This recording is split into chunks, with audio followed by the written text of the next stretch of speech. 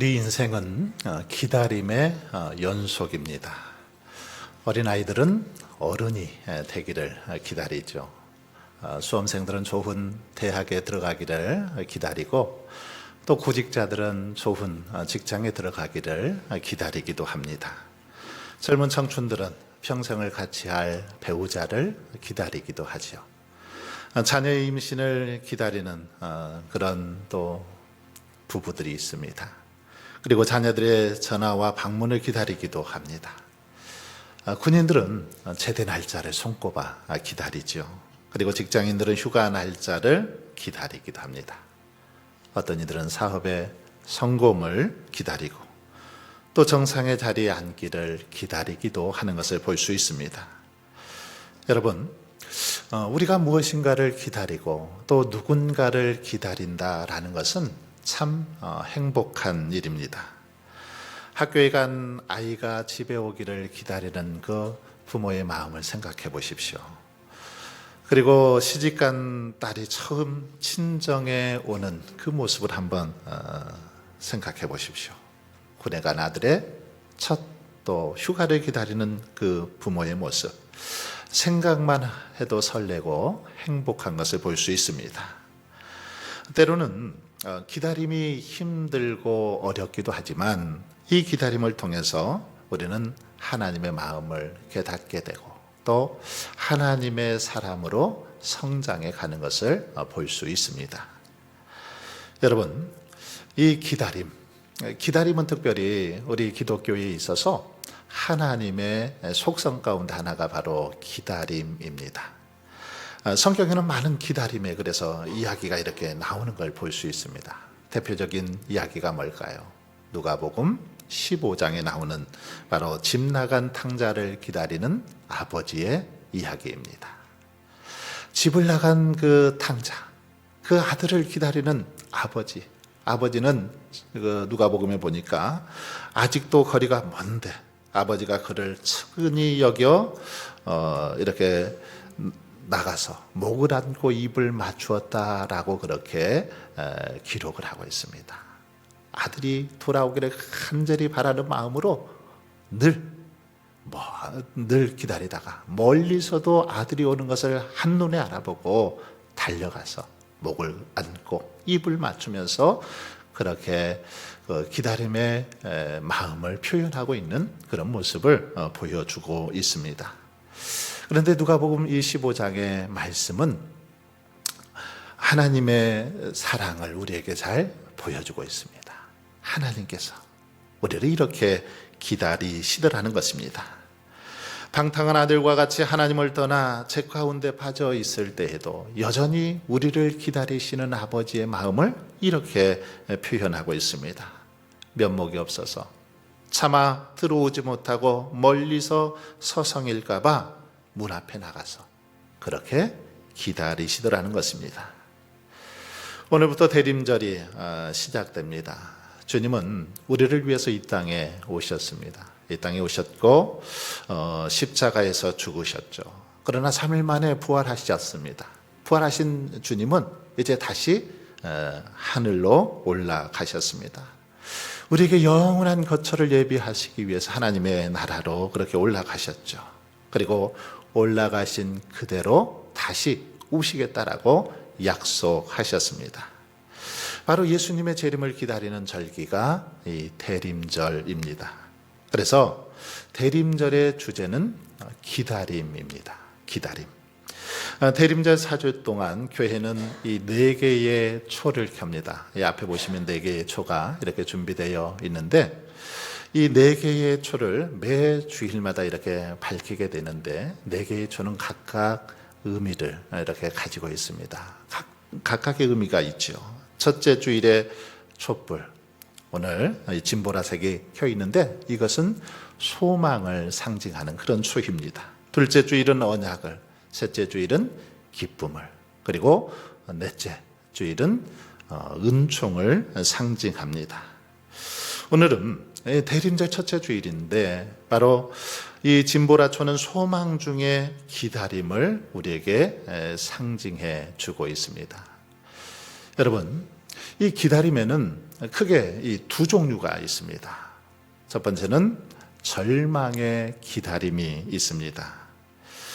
이 절망의 기다림은 마치 사형 선고를 받은 사람이 사형 집행 날짜를 기다리는 그런 기다림이 이 절망의 기다림이다라고 말할 수 있습니다. 그리고 다른 하나는 소망의 기다림으로 결혼 예식을 앞둔 신랑 신부가 결혼 날짜를 기다리는, 정말 막 설레어서 기쁨으로 그렇게 기다리는 이 소망의 기다림이 있습니다. 그리스도인들에게 다시 오실 주님을 기다리는 시간, 소망의 기다림이죠. 그렇습니다. 우리 성도들의 기다림은 절망의 기다림이 아니라 소망의 기다림입니다. 성경은 기다림에 대해서 많은 곳에서 강조하고 있는데 다윗은 시편 27편 14절에서 이렇게 말씀하고 있습니다. 너는 여호와를 기다릴지어다. 강하고 담대하며 여호와를 기다릴지어다. 다윗은 강하고 담대하게 여호와를 기다리라, 이렇게 우리에게 권면합니다. 하나님을 기다리되 강하고 아주 담대하게 기다릴 것을 그렇게 말씀하고 있습니다. 그러기에 우리는 기다리되 정말 강하고 담대한 마음으로 우리 하나님을 기다려야 될 줄 믿습니다. 예수님을 기다려야 됩니다. 왜 그렇습니까? 이렇게 기다릴 때 비로소 소망을 이룰 수 있기 때문입니다. 여러분, 그러므로 우리는 하나님께서 우리를 죄에서 구원하시기 위해서 오래 참고 기다리신 것처럼 우리들 또한 하나님을 생각하며 더욱더 간절히 기다릴 수 있기를 바랍니다. 그렇다면 왜 우리가 이렇게 간절히 하나님을 기다려야 할까요? 왜 그렇습니까? 먼저 기다림은 믿음의 표현이기 때문입니다. 믿음의 표현, 이게 기다림이라는 거죠.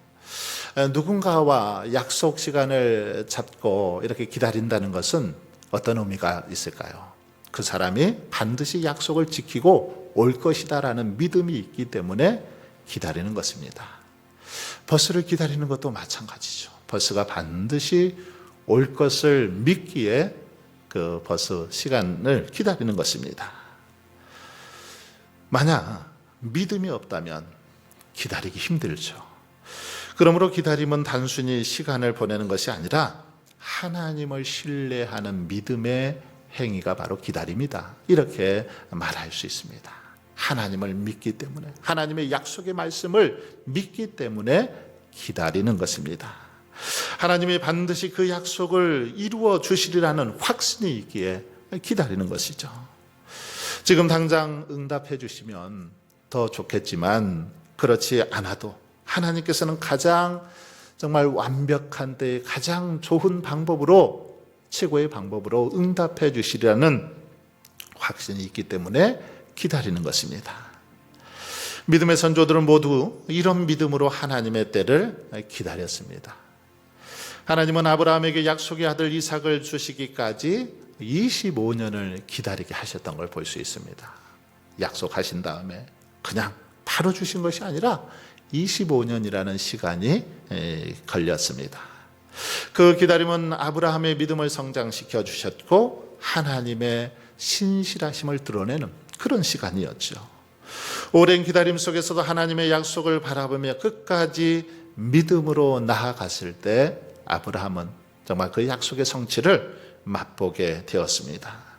여러분, 그러므로 저와 여러분이 예수 그리스도를 구주로 믿고 재림주로 다시 오실 것을 믿는다면 더욱 간절히 기다릴 수 있기를 바랍니다. 예수 그리스도만이 우리 인생의 참 소망이요 길이요 진리요 생명이심을 믿는다면 더 온전히 그 주님을 기다릴 수 있기를 바랍니다. 또한 우리가 하나님을 간절히 기다려야 할 것은 이 기다림은 우리를 변화시키는 시간이기 때문입니다. 기다림의 시간을 통해서, 기다림을 통해서 우리를 변화시키더라는 것입니다. 기다림의 시간은 단순히 어떤 결과를 기다리는 시간이 아니라 우리 자신이 준비되고 변화되는 그런 시간이라는 거죠. 요셉은 하나님께서 주신 꿈을 이루기까지 노예로 또 감옥에서 오랜 시간을 보냈습니다. 그 시간은 요셉에게 있어서 요셉의 이 성품, 인격을 온전히 이렇게 변화시켜가는 그런 시간이었습니다. 더 하나님을 의지했고 또 지도자로서 준비되고 변화되는 그런 시간이었습니다. 이처럼 기다림은 우리의 삶을 변화시키고 우리의 성품을 더 아름답게 빚어가더라는 것입니다. 그래서 로마서 5장에서 바울은 그렇게 말합니다. 환난은 인내를, 인내는 연단을, 연단은 소망을 이루는 줄 알미라. 그렇습니다. 인내와 연단의 시간을 통해서 소망을 이루게 됩니다. 기다림은 우리의 그 마음을 더 깊고 성숙하게 만들어 가더라는 것이죠. 그러므로 우리는 여러분 잘 기다려야 됩니다. 때로는 기다림이 답답하고 힘들어도 묵묵히 기다려야 될 줄 믿습니다. 왜냐하면 이 기다림의 시간은 결코 헛된 시간이 아니기 때문입니다. 이 시간을 통해서 우리는 더 하나님 앞에서 아름답게 변화되고 성숙하게 되기 때문입니다. 그러므로 저와 여러분은 믿음의 사람들처럼 인내하며 기다릴 수 있기를 바랍니다. 여러분, 그렇다면 우리는 기다리되 무엇을 기다려야 할까요? 무엇을 기다려야 합니까? 오늘 본문 말씀이 속한 아가서 이 8장은 신랑과 신부가 서로 이렇게 사랑을 확인하면서 그 사랑이 영원히 지속되기를 간절히 소망하는 그런 내용입니다. 신랑과 신부는 한 마음으로 사랑의 노래를 부르며 꽃이 만발한 그런 동산으로 달려갑니다. 신부의 친구들은 소망을 갖고 신부를 기다리고 있으며 또 신부 역시 소망을 품고 사랑하는 신랑을 기다리고 있습니다. 이 시간은 이런 본문의 내용을 중심으로 대림절에 우리 성도들이 간절히 기다려야 할 것 무엇인지를 살펴보면서 은혜를 나누고자 합니다. 여러분, 대림절, 우리가 대림절을 오늘부터 시작하게 되는데 이 대림절에 우리들이 기다려야 할 것 무엇일까요? 우리들이 간절히 기다려야 할 것, 첫 번째로는 소망의 음성을 기다려야 됩니다.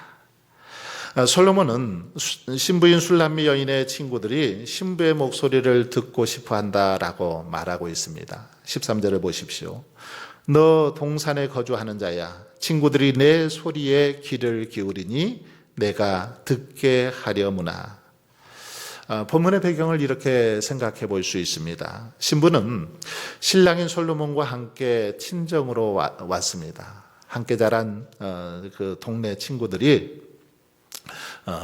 그 신부인 술람미 여인을 보려고 모여서 그의 목소리라도 이렇게 듣고 싶어 했기 때문입니다. 그래서 함께 자랐던, 함께 놀던 이 지금 고향으로 그렇게 왔습니다. 자, 그러면 왜 친구들은 술람미 여인의 목소리를 듣고 싶어 했을까요? 어렸을 때 함께 놀고 함께 어울려 지내던 술람미 여인이 이제는 왕의 부인이, 왕비가 되어 있었기 때문이죠. 왕의 신부가 되어 있었기 때문입니다. 자기들과 함께 자라고 성장했던 친구가 왕비가 되어 있는 거죠. 그러니 그 술람미 여인을 친구들이 생각할 때 어땠을까요? 너무너무 사랑스럽고 존경스럽고 또 그의 목소리는 정말 자신들에게 큰 위로와 기쁨을 주었을 것입니다. 그가 들려주는 그 어떤 이야기들은 자신들에게 큰 힘이 되었을 것입니다. 때문에 친구들은 술람미 여인의 목소리를 듣고 싶어 했던 것이죠.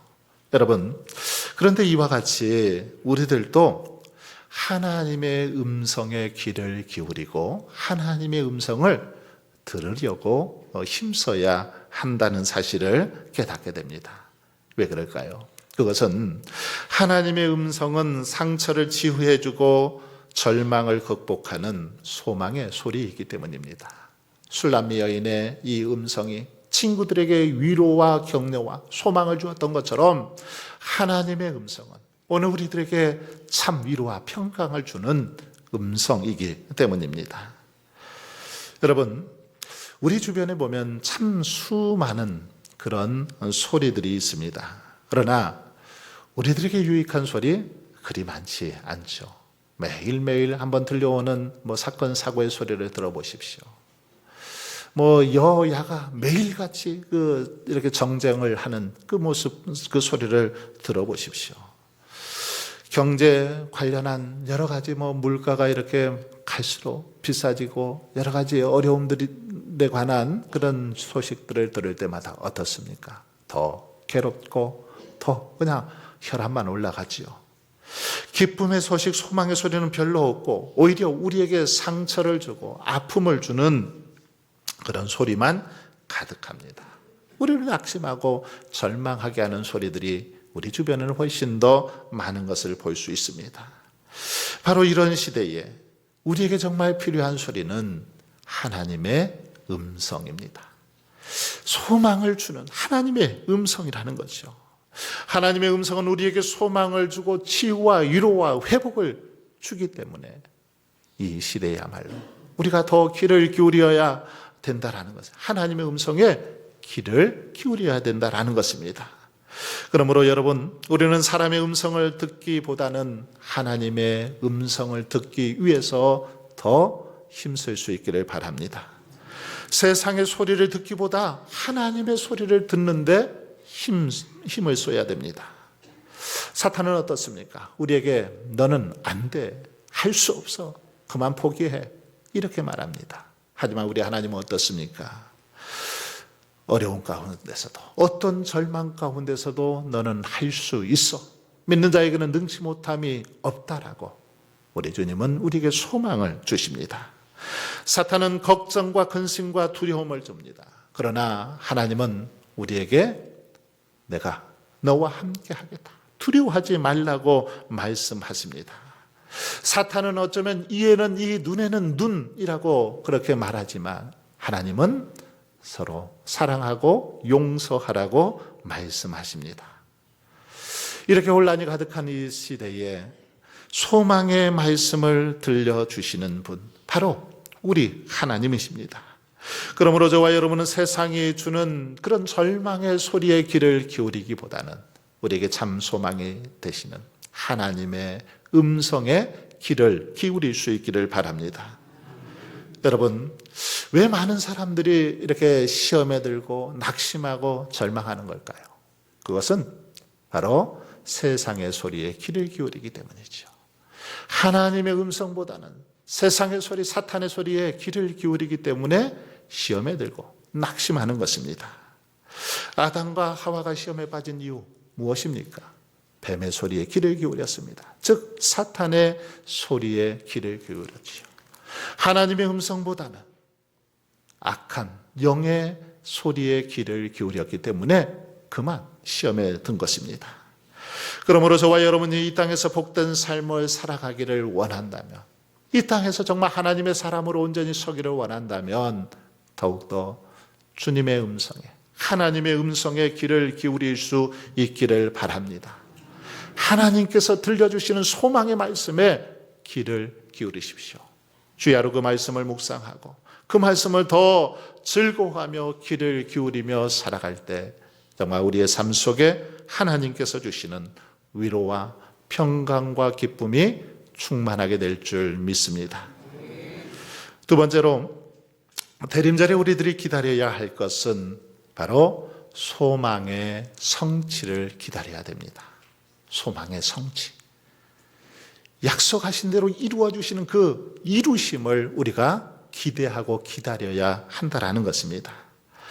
신부 술람미 여인은 신랑 솔로몬이 너무 보고 싶어서 신랑이 노루와 사슴처럼 신속히 오기를 원했습니다. 14절에 보십시오. 내 사랑하는 자야, 너는 빨리 달리라. 향기로운 산 위에 있는 노루와도 같고 어린 사슴과도 같아라. 노루는 빠르게 달리는 그런 동물이죠. 어린 사슴 역시도 마찬가지입니다. 굉장히 빠르게 달리죠. 갈수록 사랑하는 마음이 깊어지는 신부는 신랑이 속히 보고 싶었습니다.